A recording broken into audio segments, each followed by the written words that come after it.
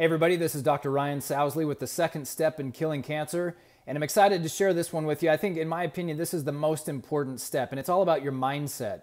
You know, the average person has between 1,000 and 10,000 cancer cells in your body at all times. Even your kids, your babies, mom, dad, aunts, uncles, brothers, sisters, everybody in the world, every human being on the planet has between 1,000 and 10,000 cancer cells at all times. And so the thing is that, what we want to look at is, why do some people maintain that 1,000 to 10,000 that's just normal, that never becomes a problem, and then how some people, that manifests into full-blown cancer and eventually a condition that takes your life. And it's tragic because 1 out of 2 men and 1 out of 3 women are diagnosed with cancer right now. It's 1 out of 8 women that develop breast cancer. It's more and more people every single year. And so I want to talk to you about mindset because, I think one of the biggest mistakes that people make is that they think that cancer is like the flu, or it's like the chicken pox. You're just walking down the street one day and then, bam, all of a sudden cancer strikes and you caught cancer. That's obviously not how it works. What happens is your body already has these cancer cells. It's just a normal physiological process,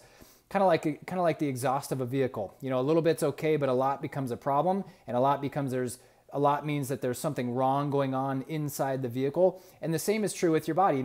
A few cancer cells here and there is just normal. It's your body's normal adaptation process. And that's the other thing that, a lot of people don't really understand what cancer is. They think it's this condition that just all of a sudden strikes because, something's majorly wrong. It's really not that at all. What it is it's normal human cells, normal physiological cells turning into rogue cells or turning into maladaptive cells, cells that basically go rogue, cells that transform and morph, and then they multiply.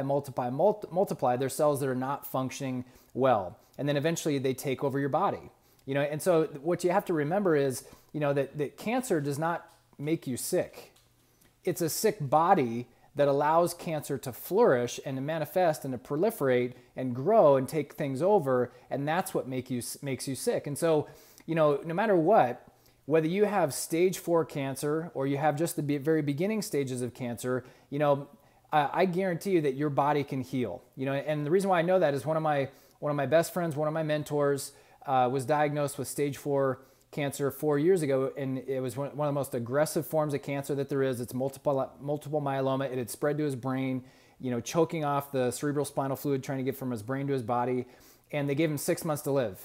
And at 39 years old, he did everything he possibly could, not to just treat the cancer, but to make his body healthy. Because remember, if your body's healthy, you can't have cancer. If your body's sick, cancer can spread and grow and take over. And so he spent every waking minute, every dime he had making his body healthy.